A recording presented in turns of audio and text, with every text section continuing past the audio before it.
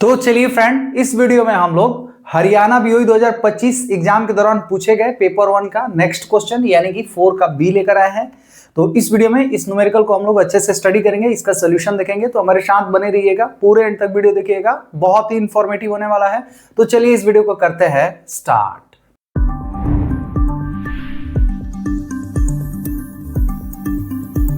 तो चलिए फ्रेंड, सबसे पहले हम लोग इस न्यूमेरिकल को स्टडी कर लेते हैं, उसके बाद इसका सोल्यूशन देखेंगे। तो देखिए हमारा न्यूमेरिकल है कि अ सॉलिड सर्कुलर शाफ्ट, एक सॉलिड सर्कुलर शाफ्ट है, एक हमारा ये सॉलिड सर्कुलर शाफ्ट है जो कि ट्रांसमिट 75 किलोवाट पावर, यानी कि यहाँ पे गिवन डाटा में पावर जो है वो कितना है 75 किलोवाट, या इसको वाट में लिखेंगे तो 75 इंटू 10 टू द पावर 3 वाट। इतना वाट क्या है पावर ट्रांसमिट कर रहा है एट 200 आरपीएम, यानी कि इसका जो स्पीड यानी कि एन जो है वो 200 आरपीएम दिया हुआ है। ठीक है, कैलकुलेट द शाफ्ट डायमीटर, यानी कि यहां पे शाफ्ट का डायमीटर हमें कैलकुलेट करना है। If the angle of twist in shaft is not exceed 1 degree in 2 metre length of the shaft, यानी कि हमारा जो थीटा जो दिया है वो कितना है 1 डिग्री दिया है ना, और लेंथ जो है इसका वो कितना है 2 मीटर, यानी कि 2000 mm हो गया। ठीक है, और 1 डिग्री का मतलब इसको अगर रेडियन में कन्वर्ट करेंगे तो 1 इंटू पाई बाई 180 कर देंगे।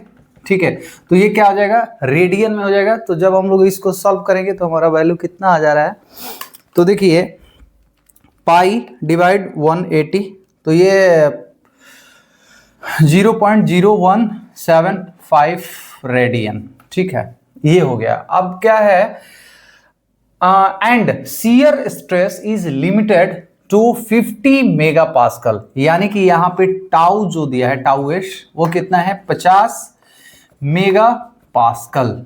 ठीक है, 50 मेगा पास्कल दिया है।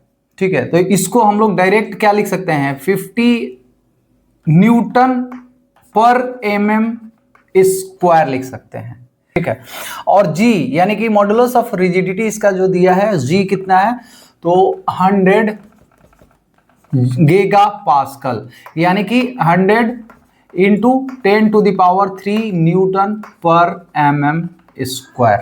तो ये इसका कुछ डाटा दिया हुआ है, इसके अकॉर्डिंग हमें निकालना है क्या चीज डायमीटर, कि हमारा डायमीटर कितना होता है।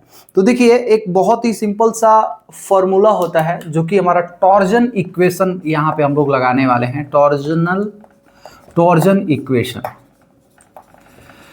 टॉर्जन इक्वेशन में क्या बोला गया है कि T upon J equal to tau shear stress upon R equal to G theta upon L।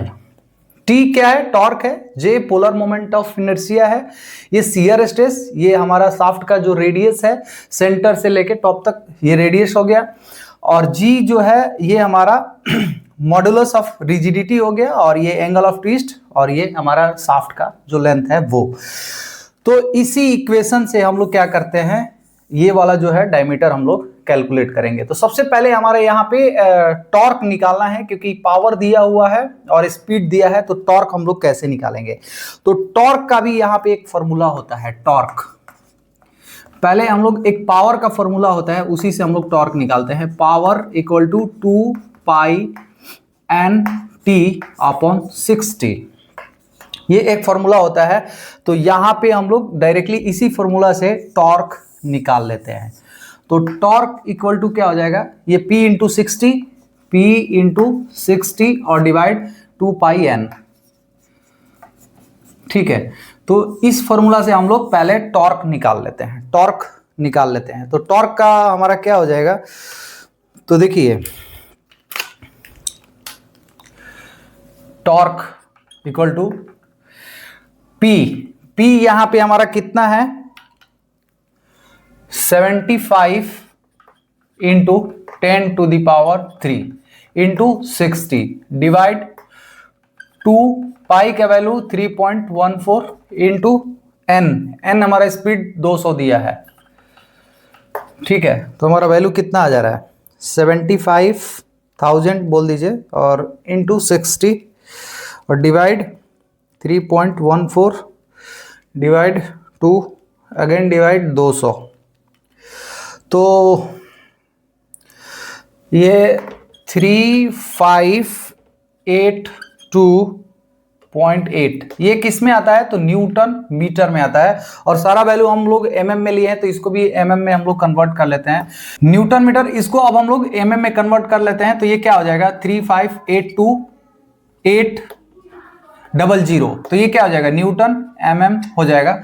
इसको आप यहाँ पे अगर ऐसा भी लिख सकते हैं 3.5 इंटू 10 टू द पावर, यहाँ पे पॉइंट देना है तो कितना हो जाएगा? 1 2 3 4 5 6, 10 to the power 6 newton mm. तो ये क्या है? हमारा टॉर्क आ गया। अब हम लोग को डायमीटर निकालना है, तो डायमीटर निकालने के लिए यहाँ पे दो फॉर्मूला का यूज करेंगे।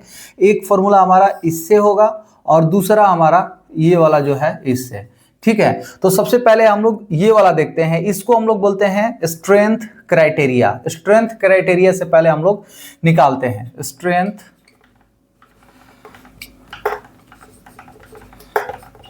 क्राइटेरिया। स्ट्रेंथ क्राइटेरिया में क्या करते हैं कि हमारा T upon J equal to tau S upon R, इससे हम लोग निकालते हैं J polar moment of inertia, जिसका वैल्यू कितना होता है? J equal to pi D to the power 4 upon 32।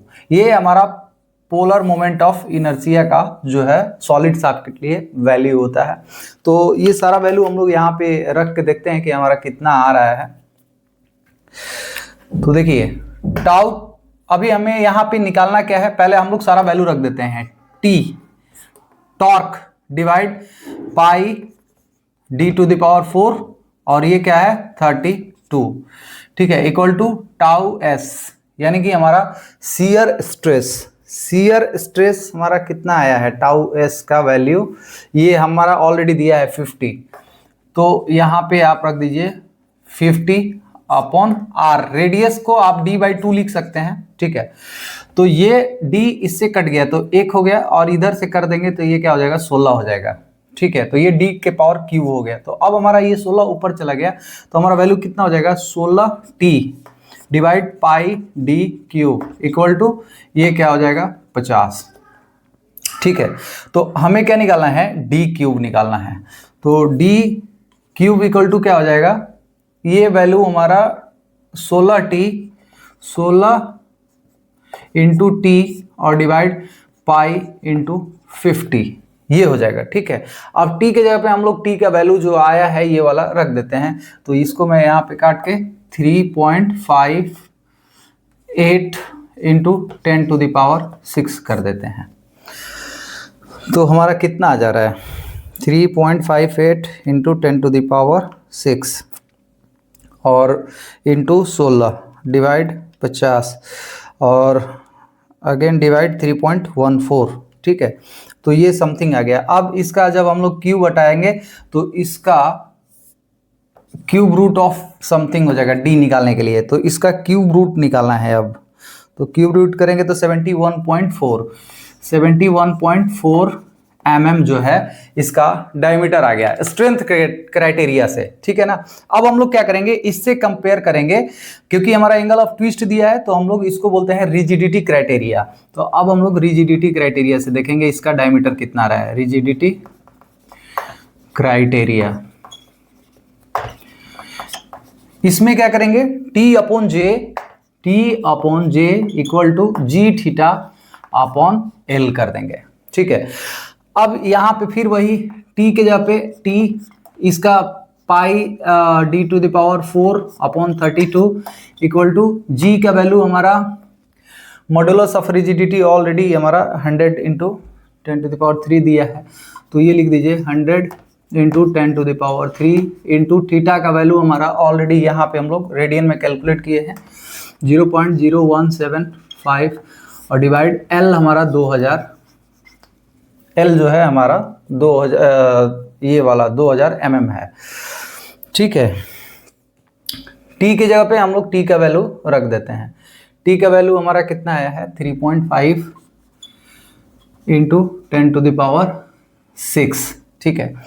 ये पार्ट ऊपर चला जाएगा तो हमारा d के पावर 4 जब निकालना है तो हमारा क्या हो जाएगा, d के पावर 4 यानी ये पार्ट इधर आ जाएगा, तो ये जो पार्ट है वो सब नीचे आ जाएगा, यानी कि 3.582 इंटू 10⁶, ये 32 ऊपर इंटू 32, ये 2000 ऊपर, ठीक है। और डिवाइड में क्या हो जाएगा, ये वाला सारा पार्ट 100 इंटू 10⁻³ इंटू 0.0175 और ये वाला पाई इंटू पाई, ठीक है। तो जब हम लोग इसको सॉल्व करते हैं तो हमारा वैल्यू कितना आ रहा है, 3.582 इंटू 10⁶, ठीक है, और इंटू 32 इंटू 2000 डिवाइड 100, 1 2 3 और 0, और 100 इंटू 10⁻³ डिवाइड 0.0175, अगेन डिवाइड करना है 3.14 यानी पाई से। तो ये जो भी वैल्यू आया है इसका जब हम लोग ये d हटाएंगे तो इस टोटल का क्या हो जाएगा, स्क्वायर, डबल स्क्वायर रूट हो जाएगा, है ना। तो इसका डबल स्क्वायर रूट निकालेंगे तो ये कितना हो जाएगा, लगभग 80 आ जा रहा है, 80.0 mm, ठीक है। तो अभी देखिए इससे हम लोग जो निकाले वो कितना आया, 71.4 mm, और हमारा रिजिडिटी क्राइटेरिया से जो निकाले वो 80 mm। तो इसमें हम लोग जो मैक्सिमम डायमीटर है उसका हम लोग लेते हैं, तो इसमें मैक्सिमम डायमीटर जो है वो 80 हो गया, तो यहाँ पे हमारा जो आंसर होगा वो 80 mm होगा।